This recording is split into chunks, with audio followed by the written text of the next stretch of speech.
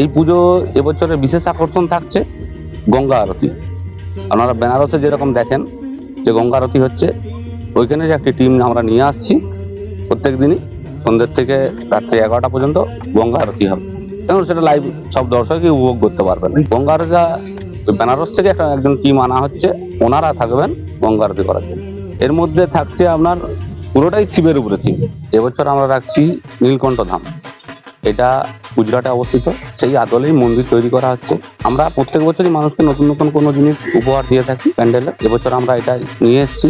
দেখুন, আশা করছি ভিড় প্রচন্ড পরিমাণে হবে, এবং সেটা সামাল দেবো কিভাবে সেটা আমরা একটা চিন্তা ভাবনার মধ্যে আছি। এবছর 16তম বর্ষে পদার্পণ করলো আমাদের এই পুজোটা। আমরা শুরু করেছিলাম 2010 সাল থেকে। বাজেট এবছর 45 লক্ষ টাকা। আর্থিক অনুদান সরকার থেকে পাচ্ছি। আমাদের লোকাল প্রশাসন আমাদেরকে যথাসাধ্য চেষ্টা করে আমাদেরকে গাইড করে কীভাবে পুজোটা আমরা এই ভিড়টা সামাল দেবো, এটার জন্য লোকাল প্রশাসন খুবই সাহায্য করে, বিশেষ করে পুলিশ প্রশাসন। এখন দেখুন, আবহাওয়ার এই খামখেয়ালিপনা চলছে। এবছর বর্ষার যা পরিস্থিতি সবই বুঝতে পারছেন, প্রত্যেক দিনই বৃষ্টি হচ্ছে। এখন প্রকৃতির উপরে তো হাত নেই কারো।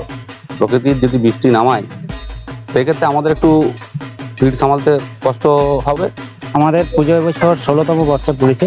আমরা থিম রেখেছি গুজরাটের নীলকণ্ঠ ধাম, মহাদেবের উপর ডিপেন্ড করে।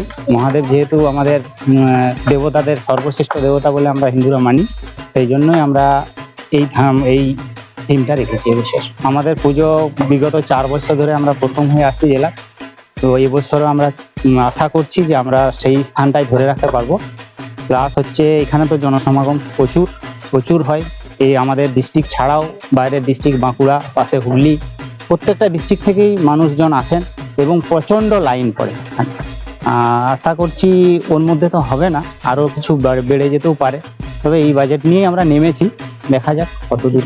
বাঁশ আছে, বাটাম আছে, প্লাস্টার ও প্যারিসের মূর্তিগুলো হয়েছে, প্লাস হচ্ছে আপনার ওই প্লাইউডের কাজ হচ্ছে। এই কাজগুলো সরকারি সাহায্য আমরা পাই। আমার নাম রামচন্দ্র পড়িয়া, আমি সভাপতির পদে আছি।